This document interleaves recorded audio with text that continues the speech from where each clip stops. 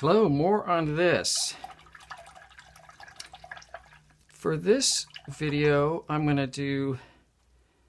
just looking at it and kind of thinking like big picture for this first layer.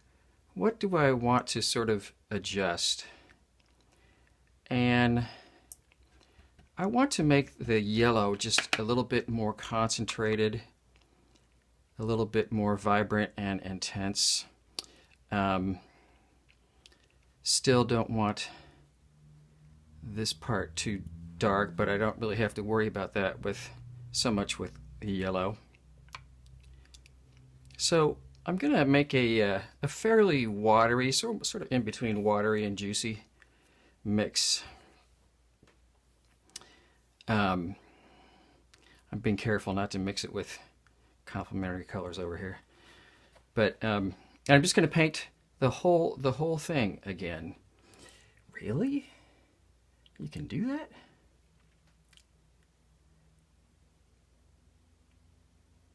So this will be glazing some yellow over everything in this shape. Nice light touch.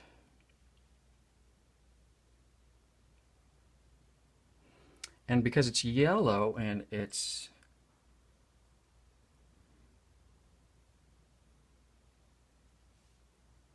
transparent watercolor, it won't really make the things underneath it darker, but it will make them have more of a yellow cast, so to speak. Oops, I completely missed a spot. Silly teacher.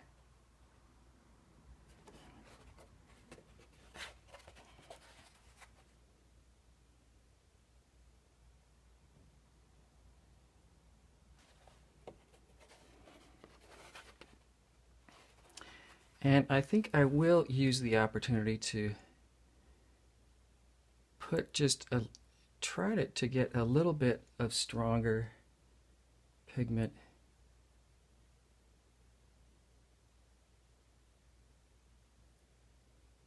at the sides, especially with yellow. Once again, even stronger pigment isn't going to make it that much darker. So I usually get around to doing an additional adjustment for the yellow just to help it, but I'll get to that later. I'm just going to pick up that. I really haven't figured out what I'm doing in there, but and once again, I'm going to flip it around, so who knows how much that darker stuff will actually stay there. But it's good to start because it's a gradual build. I want to adjust this one to be a little more blue. It's still a little too close to purple and too far away from the blue. And I also want to man, I'm thinking on the fly here. This is fun. Because if I just added some ultramarine blue, it would make it a little bit more blue, but it would also add, I think I'm going to sort of go back to mixing a little bit of just what I think of as straight blue, which is a little bit of phthalo blue and a little bit of ultramarine blue. So I'm going to get that really watery because I don't want it darker, I just want it more blue.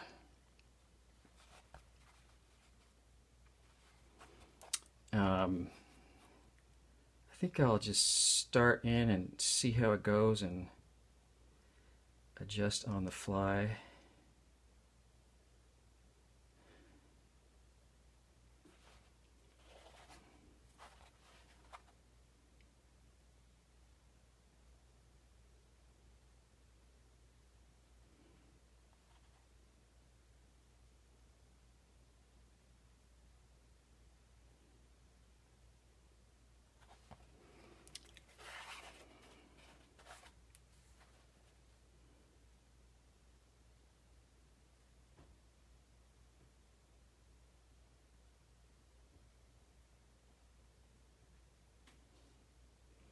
Well, it's definitely more blue.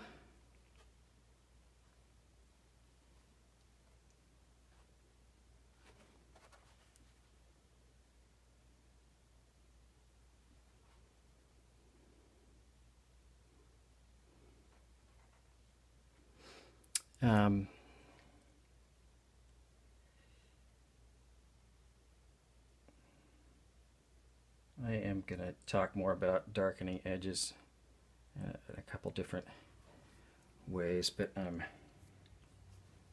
think I'm going to be okay with that for now. So those were sort of my big adjustments on the initial ones, the first. And now I'm going to come to this first overlap, at least in the places where there's not already some watery paint, and just start strengthening that area. Start doing a layer much the same way that I do layers for this. So for example, I could do this one right here, which is an overlap between green and blue-green.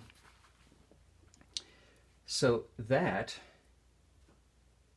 is going to be a mix. I'm going to get a smaller brush. A mix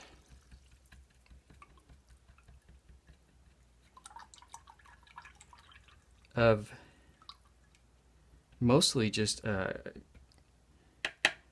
phthalo green blue shade, because it's green and it's blue. It's a little more green than it is blue. So I'm gonna, hopefully that's, maybe that's not in camera.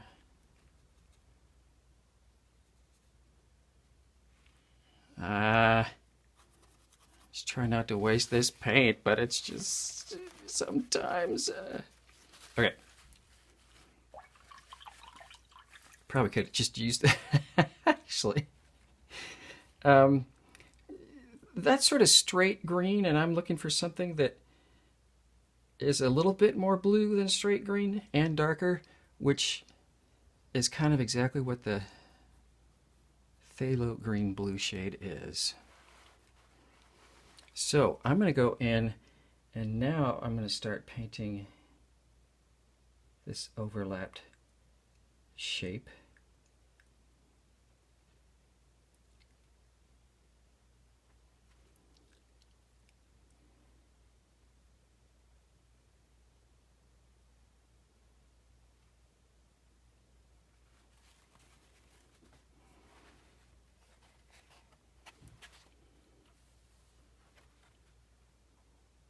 Don't have enough water in that mix, so even though I sort of want it dark, it still needs to have enough water to move around.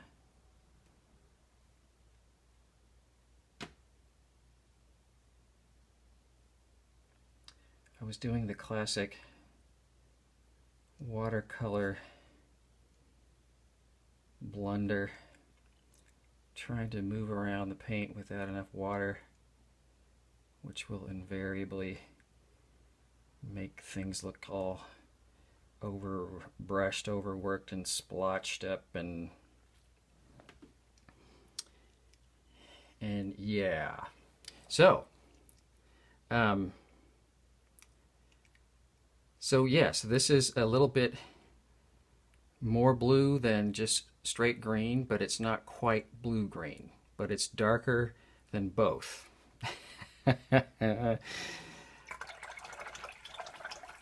Let's see, what else could I do over here? I have, just sort of seeing what I already have kind of pre-mixed.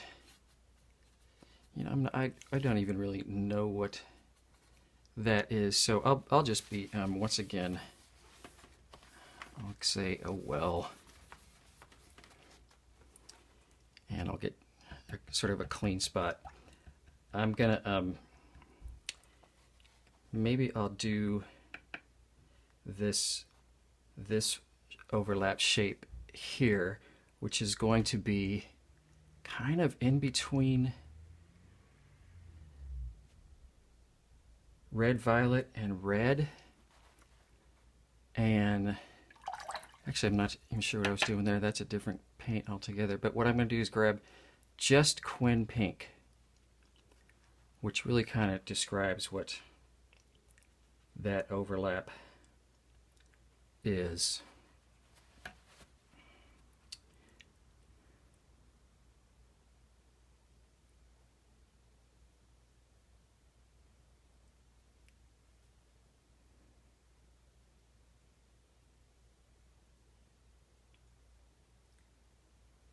So I'm making it a little bit darker, a little bit more concentrated.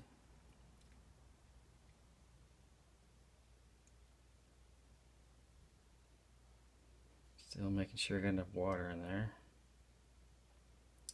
And the hue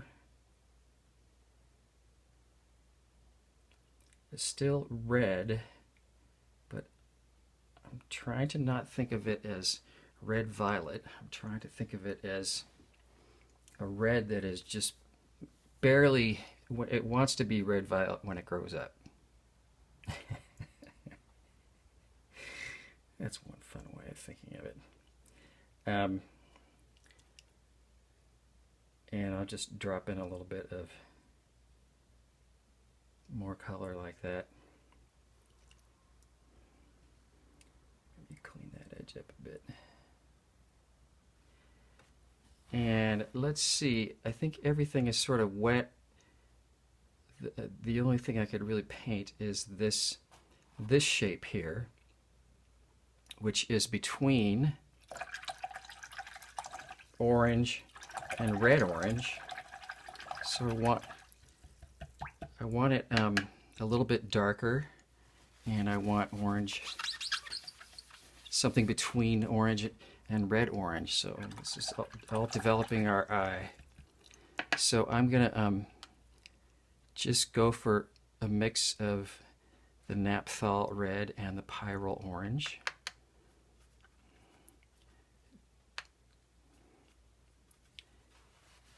And I don't want to get it, I still want to make sure that it's that it looks like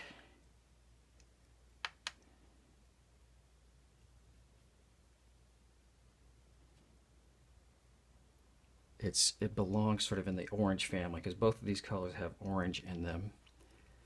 But I'm trying to make it more red than that and darker, and less red than that. This will likely take you know, more than one pass and adjustments.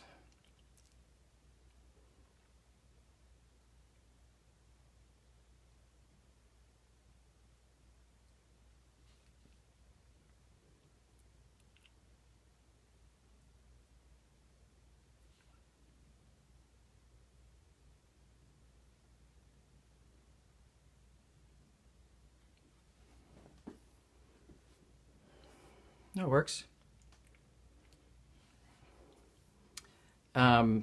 Okay, cool. Let's come along. The everything is wet where I would want to paint something, and that's long enough for a one video. So I'll pause there and dry it off and do more.